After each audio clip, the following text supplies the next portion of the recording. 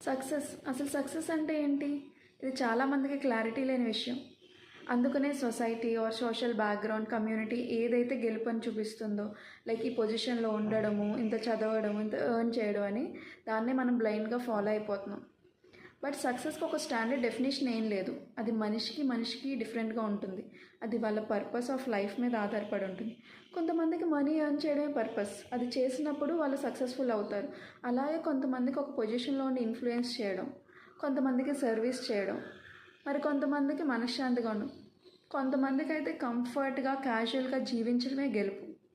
ఈ క్లారిటీ మనకి లేక మనది కాని రేస్లో మనం పరిగెడుతూ లైఫ్లో కోల్పోతున్నాం. సో ఫర్ ఎగ్జాంపుల్, ఒక కోతి ఆ చెట్టెక్కి పండు తింది. అది కింద నుంచి చెరువులోంచి చూసిన చేప నేను ఇదే సక్సెస్ అనుకుంటా, నేను ఇదే చేద్దామని ట్రై చేస్తే దాని లైఫ్ ఏమవుతుంది? సేమ్ మనకు కూడా అంతే. సో ఫస్ట్ మీరు మీ చుట్టూ ఉన్న సొసైటీని బ్లర్ చేయండి. మీకు ఏం కావాలి, మీరు ఎలా జీవించాలనుకుంటున్నారు అనే దాని మీద క్లారిటీ తెచ్చుకొని అచీవ్ చేయండి. లైఫ్లో గెలవండి.